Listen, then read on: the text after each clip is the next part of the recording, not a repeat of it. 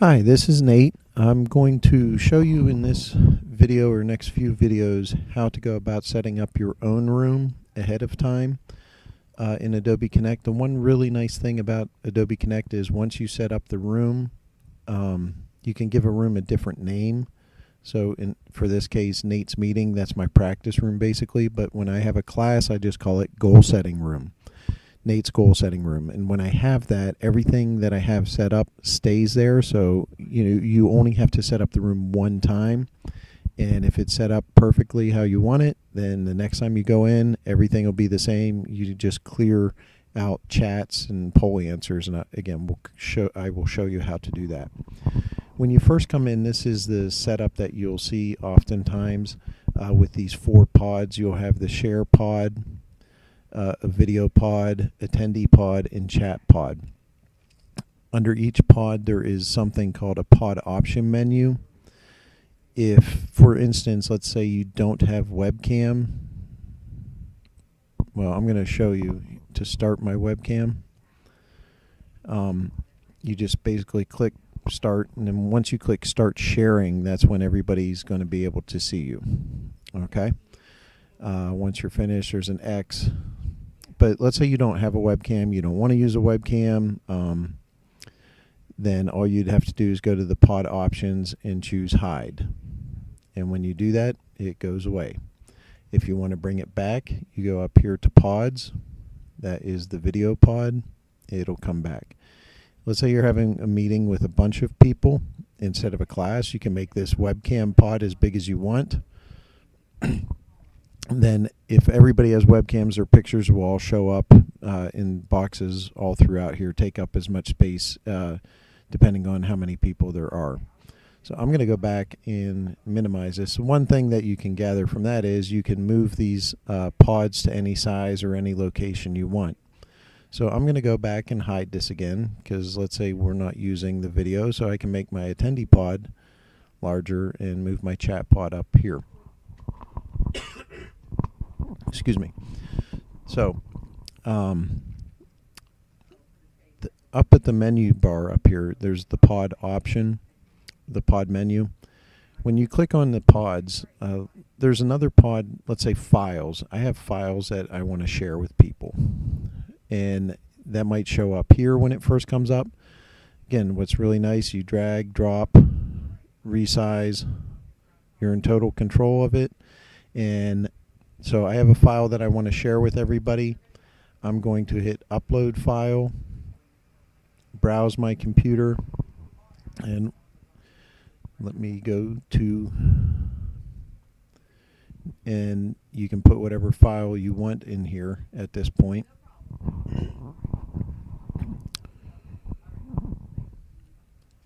I just got to get to the point where I find one. Here we go. So I want a file. I want to be able to share this one. You can see it's already up there. Now, when participants are viewing this pod, all they have to do is click on it, and you'll see download files comes up, and they're ready to download that file. If you don't want that anymore, you can rename the pod, or that's rename the document.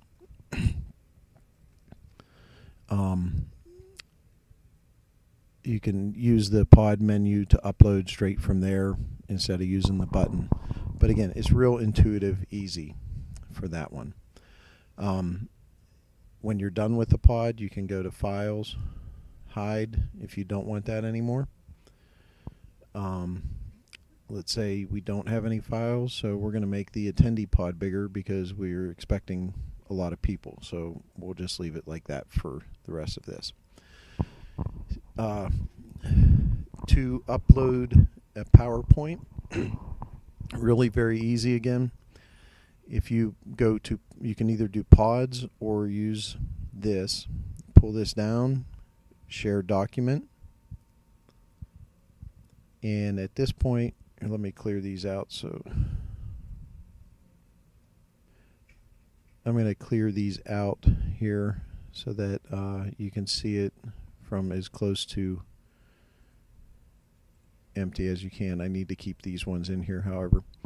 Okay, so I want to upload my PowerPoint to be able to share it with everybody else. Again, I pull down the down arrow, share document, browse my computer. Once it is comes up, you can find your file however you normally do it. And there's a PowerPoint. When you click it, it uploads it. It's transferring it to Flash right now. It will still look like a PowerPoint, but it will be acting within a Flash environment. The only difference that you need to remember with that is any embedded videos will not play, and links I do not think will work either. So I'm going to pause this while it converts, and then we'll come right back afterwards. Okay, so it just finished converting. It looks like nothing's on there, but if you go down here to the arrow, click next, you'll see your first slide. And all your animation will stay with that. Okay, so right now we have our PowerPoint uploaded. We can hit stop sharing. Let's say we have a video we want to upload next. The videos must be Flash videos. They have to be saved as Flash. Again, the same steps. You click on the arrow, share document, browse your computer, find your video. That's an MP4. Oh, I have all my Flash ones stored there. So I find my video, click it. It will upload it. This one's going rather quickly. And that is ready to go. Once that is uploaded, you could hit play. All your audio, you can see, maybe it doesn't come across on the screen capture as smooth, but it's running real smooth outside of the screen capture. Hit stop sharing. So now I have my PowerPoint and my video uploaded. If you want to go back and find them, you just pull the down arrow, share document. There's my video, there's my PowerPoint.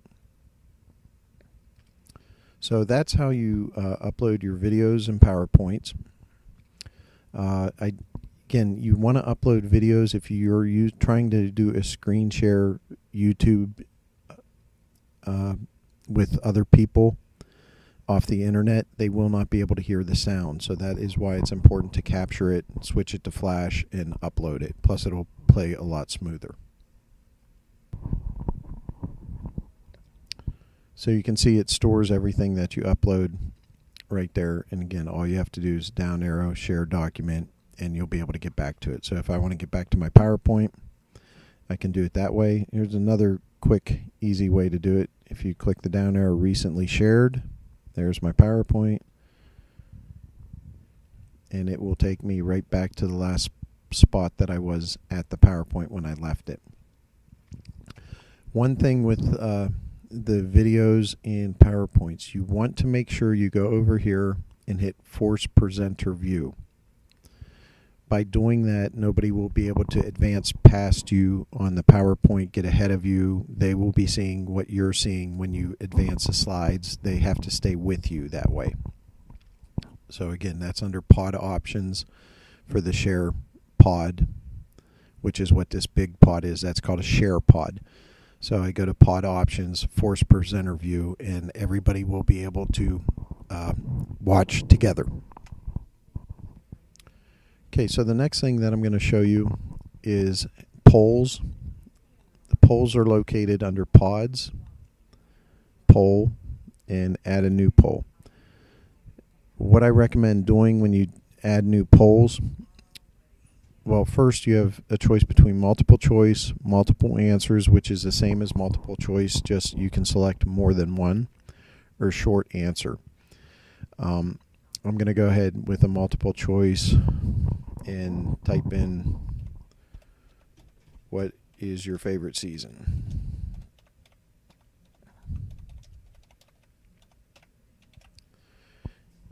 Once you have your question in there, the other thing I recommend doing is numbering your polls, poll 1. That way when you pull them down, you'll be easily able to find which poll you're looking for. So I will put summer. Each one needs to go in its own line. Spring. winter, and fall. Once I have that set up, I click open. My poll is ready to go. Broadcast results means you'll be sharing the results with everybody in the webinar. End poll is how you lock it so nobody else can vote anymore. Edit is where you can edit the question again. And let's say you're done with a poll, or if you need it bigger, you can resize these however you want. But when you're done with the poll, you can click hide, go to pod options for the poll, hide. When you do that, it looks like it goes away. If you go back up to pods poll, you'll see it is listed right here, poll number 1. All of your polls will be saved. You do not have to redo them every webinar if you are using the same polls. The only thing that you would have to do is, once everybody answers it and you want a brand new poll, or you could have them keep adding to the previous polls, however you'd want to do that. But let's say you want to start fresh. Click the pod option for the poll, clear answers, and you're back to ready to go. So I'm going to hide this one. One other thing with polls, add new poll. I'm going to do a short answer here for you. What is your dog's name? Just to get something short in there.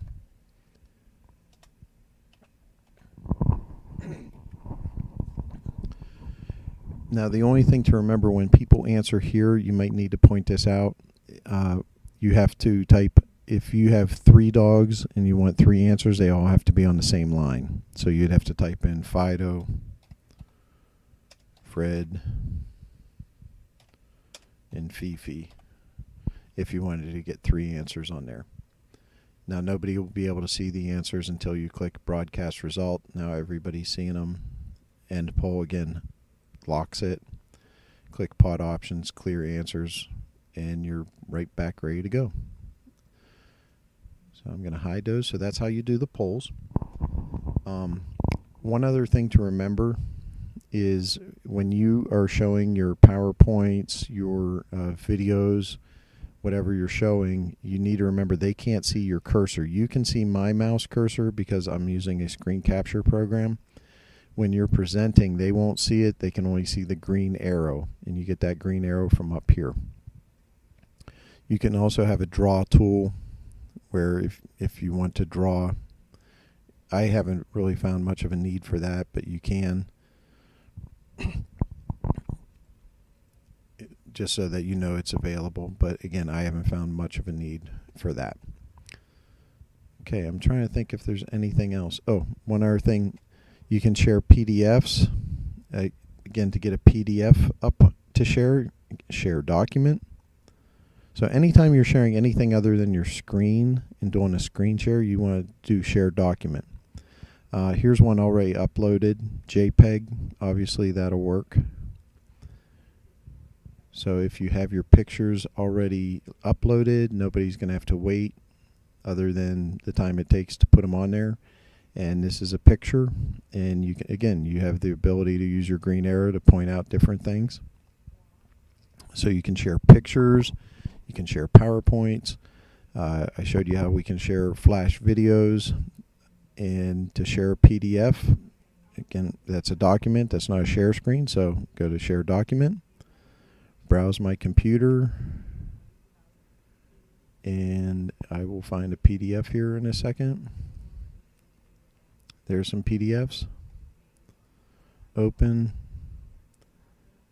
And that should go ahead and upload here in a second. Computer's being slow. So I'm going to pause this for a second while it is taking its time to upload. Okay, the computer finally decided it was going to convert it. It was acting a little slow there. Again, this is just shows you one of the reasons why you want to set everything up ahead of time instead of on the fly. It runs much more smoothly once you have it up running ahead of time. So right now it's converting that. While that's going on, I would like to just point out a couple things. What we are in right now is called a meeting room, The meeting rooms will hold up to 100 people. One thing to keep in mind, if you're using teleconference, then most teleconference lines might not go up that high, so make sure you find out what the maximum is for your teleconference line. Otherwise, the other people won't be able to call in. You also can use microphones. Up here is where you can start your webcam. This is where you can mute your speakers. And when you're showing video, it's important that you turn down your computer so everybody doesn't get the feedback from their computer plus hearing yours. If you're using teleconference, I highly recommend muting everybody so that you're not hearing everybody else's back feed as well. Another thing, this is where participants can click, and you can have them raise their hand, agree, disagree. They can laugh at you, applaud, speed up, slow down. There's all different kind of choices here, and as you can see, once you click it, it will show up here. To get rid of it, you just click there, clear status. That's something you might want to go over with the people ahead of time. That way, if they raise their hand, you can stop, ask them the question, maybe pause while they chat in their question in the chat box down below. And this is taking a while to convert. This is a small PDF, so I don't know what's going on here. Again, that's why you want to do this ahead of time. Usually there's no issues. It doesn't typically take this fast for it. But when you have everything loaded ahead of time, when you call it up, the only reason it's taking time now is because we're uploading it. Once it's uploaded, it happens very fast. So I'm going to pause the recording again, and once it comes up, then we can continue on.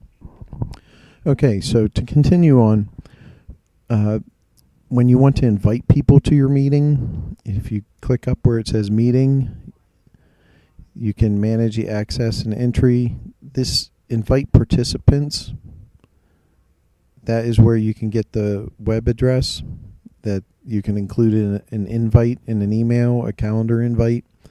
I just copy that in there, and that will, all the participants have to do is click it. Will take them straight to this room, have them enter as guest. They type in their name, and that's all they need. I have an email already set up. I will pull that up. That's basically a draft email.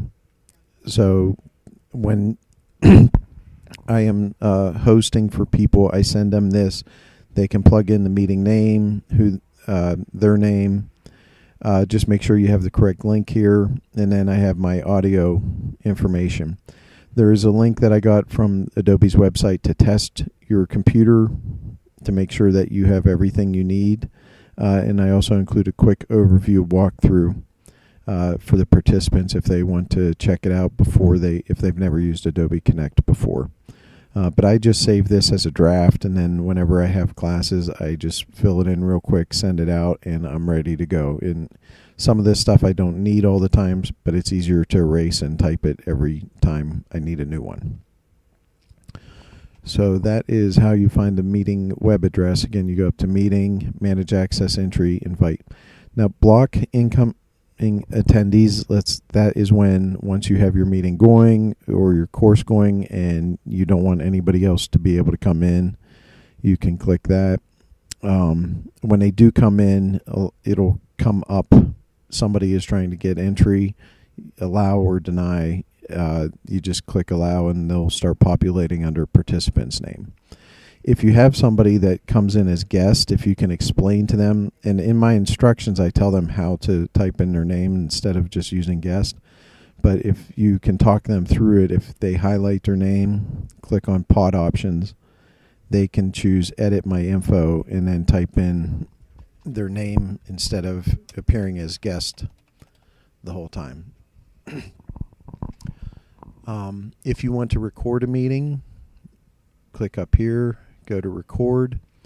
The one thing is, if you're using a teleconference number instead of a microphone that you either buy attached to your laptop, it will not connect the audio from the teleconference unless you work through Adobe Connect and you have a very specific system. If that's something you're interested in, let me know and I will give you the contact name. for that person. But all you have to record is very simple. You hit meeting, record, and you're ready to go. Everything on your screen will be recorded for you as far as what's located in the pods. What I did find out is if you pull down pod menus, that's not going to appear when you record it. I'm trying to think if there's anything else. Audio, that's where, if you want to use your microphone, you can select the microphone. Here's where all your options are. Let me show you this. If you go to meetings and then preferences, what's really important is when you go to room bandwidth, make sure it's on this middle one. If you have it set up at the highest and somebody doesn't have a fast connection, it's going to drag for everybody. So I've been told from Adobe, use this middle one. Every time I've done that, I have not had any issues to date since I've used the middle one. That's up to a class with 200 people in it. Trying to think, this is just all your options that you have here. But there's not much you really need to change or mess with in here. I would only recommend going to room bandwidth and changing the bandwidth to the middle selection. Other than that, I really haven't found a need to change anything in there. Layouts, this is where you can change the pods and the layouts, the starting layouts, but it's really easy enough. If you want to change something, you just drag and drop it. Let's say your presentation isn't very presentation heavy, it's more chat heavy, and you want a larger chat room, you can set, again, drag, drop, stretch. You can set this up however you want, and then you could add your pod. Let's go back to files. There's my file pod. Oh, look, see, it still has the pod that we uploaded. So again, this is totally up to you how you want to set this up. Again, once you have it set up, and you end your meeting by going to meeting, end meeting, it will stay the same way. So when you go back in, all of the things that you have uploaded, all the videos, poll questions, the layout of the classroom, it will remain the same. And you don't have to restart from scratch every time. So that is my quick behind the scene if you want to create an Adobe Connect room. Tips and tricks. Hopefully this helped you out. If you don't want to go through all that, use me as a presenter, and I'll be more than happy to do the work behind the scenes, and then you can just show up, run your PowerPoint, and run your class and focus on that instead of the technology end. Thanks a lot. I hope this helped. Again, my name is Nathan Mercer, and my contact information is nathan.mercer@opm.gov. Thank you.